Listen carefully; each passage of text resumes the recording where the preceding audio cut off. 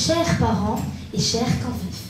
Nous sommes très ravis de vous voir aujourd'hui ici parmi nous pour partager avec vous ces bons moments de savoir, de connaissance et de pratique. Comme à l'accoutume, l'école Riyad Al-Andaouz organise chaque année le séminaire scientifique animé par ses élèves du cycle primaire. Je vous rappelle que nous sommes à la 6e édition. L'avenir est prometteur. Aujourd'hui, je vais vous présenter la structure interne des feuilles. Les feuilles sont des organes spécialisés dans la photosynthèse. Ils existent chez presque tous les végétaux. Leur épiderme protège un tissu interne. Celui-ci comprend deux types de parenchyme. Le parenchyme palissadique est formé de cellules régulièrement disposées sous l'épiderme de la face inférieure de la feuille. Le système nerveux humain est responsable de l'envoi, de la réception et du traitement des influx nerveux.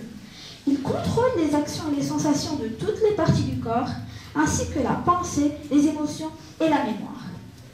Situé à l'intérieur de la boîte crânienne, l'encéphale constitue l'organe principal du système nerveux.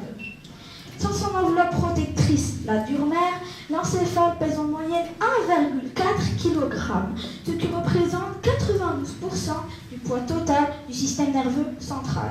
Les muscles sont principalement constitués de protéines. Type de muscles.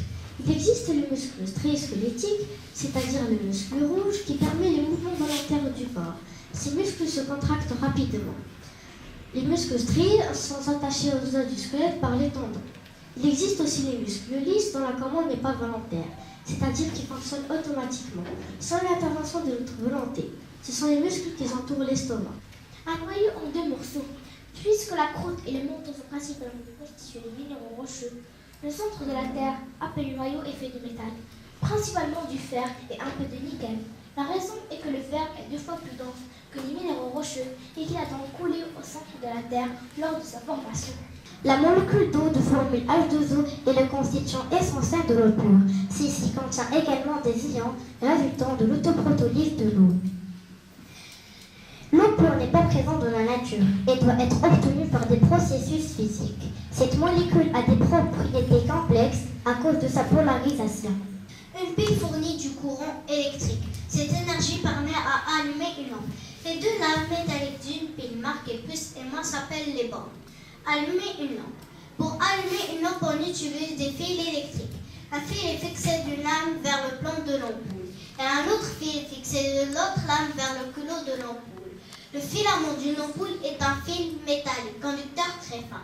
Lorsque le courant circule, le filament s'échauffe et devient lumineux.